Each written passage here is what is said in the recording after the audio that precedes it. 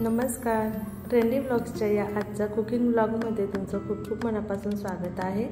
तर आज मी इथं बीटरूटचे कटलेट बनवते। त्यासाठी ना 3 मध्यम आकाराचे बटाटे घेतलेत आणि बीटरूट घेतले। आता यांची ना साल काढून घेतली आणि त्यांना ना थोडं मोठ्या आकारातच कापून घेतले।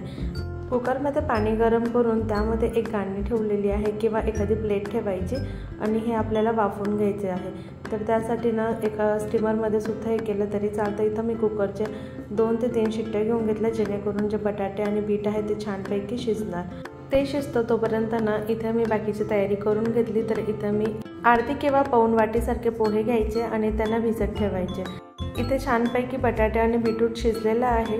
ते थोडंसं कोमट झाल्यानंतर त्यांना मॅश करायचं आहे।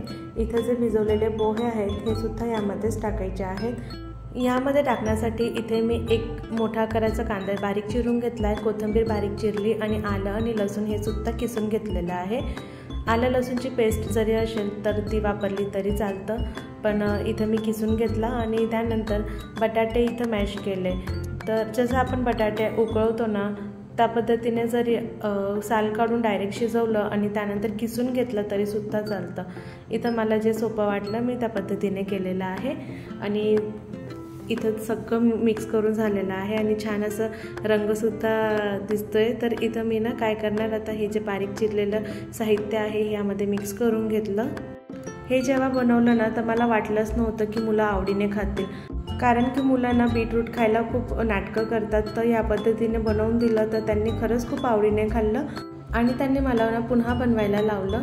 तर इथे मी साधे मसाले घेतले, लाल तिखट, हळद, थोडंसं जिरं आणि कस्तुरी मेथी, गरम मसाला आणि चाट मसाला घेतला आहे। तर गरम मसाल्यामुळे ना कटलेटला चव खूप छान येते।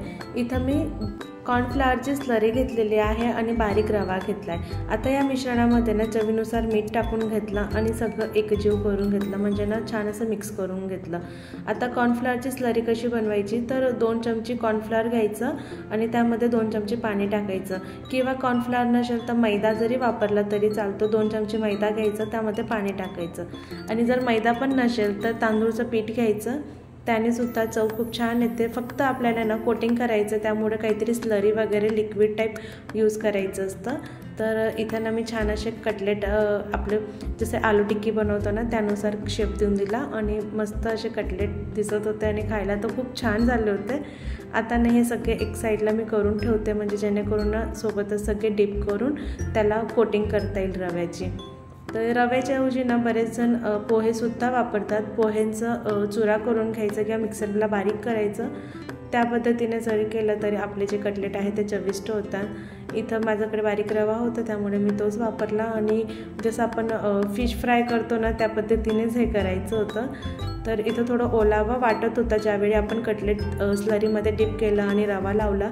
तर काय करायचं, गॅसवर पॅन ठेवून द्यायचं आणि लगेचच जे आपण स्लरीमध्ये डिप केलं आणि रवाची कोटिंग केली की लगेचच ते पॅनमध्ये थोडं तेल टाकून त्यावर ठेवायचं, म्हणजे जेणेकरून ते जे सगळे कटलेट आहे ते जास्त ओले होणार नाही।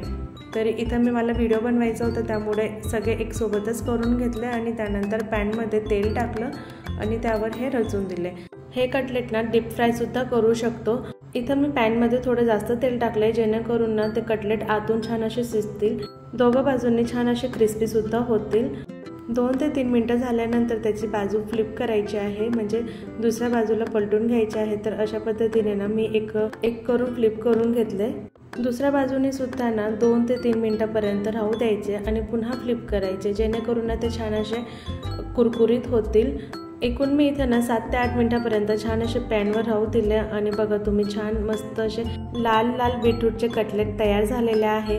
मी 1 ते 2 वेळेस ना ह्या आधी ट्राय केले होते आणि मुलांना आवडले, त्यामुळे मी पुन्हा हे बनवून बघितलं आणि आता म्हटलं की तुमच्यासोबत शेअर करावं। तुम्ही जर अजून बनवले नसतील ना तर नक्की एकदा ट्राय करा, मुलं खरंच खूप आवडीने खातात आणि अशा पद्धतीने आपण त्यांना बीटरूटसुद्धा खाऊ घालू शकतो। आजचा कुकिंग ब्लॉग कसा वाटला मला नक्की कमेंट करून सांगा आणि रेसिपीसुद्धा। तर व्हिडिओ इथंच एंड करते। व्हिडिओ आवडला असेल तर नक्की एक लाईक, शेअर, कमेंट, सबस्क्राईब करा। भेटू आपण पुढच्या ब्लॉगमध्ये। थँक्यू।